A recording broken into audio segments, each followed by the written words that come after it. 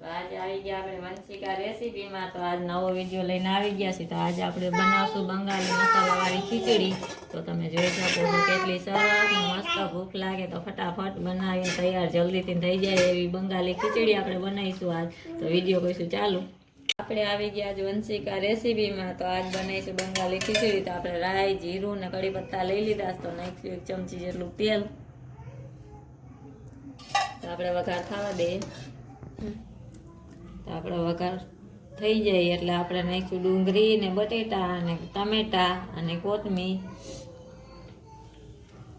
તો આપણે એક મરચું લઈ લીધું છે અને તો હવે આપણો વઘાર થઈ ગયો છે. તો આ બધું આપણે એમાં નાખી દઈશું. તો આપણે પકી જાય. તો આપણે નાખીશું હળદર 1 ચમચી જેટલી, ધાણા જીરું 2 ચમચી, દરેલો મસાલો 1 ચમચી, થોડી ચટણી 1/2 ચમચી, સ્વાદ પ્રમાણે મીઠું.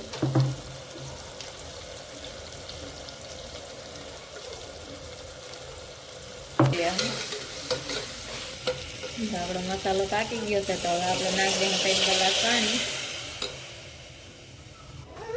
આપણે 3 ગ્લાસ પાણી નાખી દઈએ. તો આપણે મસાલો ને પાણી ઉકળવા દેવું. તો આપણે લઈ લીધા છે મગ ને મગની દાળ અને ચોખા. તો આપણે એને ધોઈ નાખ્યું, પાણી ઉકળી જાય એટલે એમાં નાખી દેવું. તો આપણું પાણી ઉકળી ગયું. તો આપણે ભાત ને દાળ ધોઈ લીધી છે. તો હવે એમાં નાખી દેવું અને 4 થી 5 સીટી આવે ત્યાં લગીને આપણે પાકવા દેવું.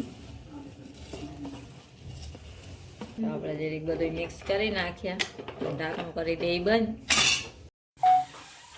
આપણે આવી ગયા વંશિકા રેસીપીમાં. તો તમને વિડીયો પસંદ આવે તો લાઈક કીજે, શેર કીજે, સબસ્ક્રાઈબ કરીએ. તો હવે આપણે જોવું આપણી ખીચડી 4 સીટી તો થઈ ગઈ છે. તો બની ગઈ છે બંગાળી ખીચડી. તો તમારે એમાં બીજું કંઈ તમને પસંદ હોય નાખવું હોય તો નાખી શકો છો. તો આપણી બંગાળી ખીચડી જો તમે આપણે 4 સીટીમાં બનીને ફટાફટ રેડી થઈને થઈ ગઈ છે.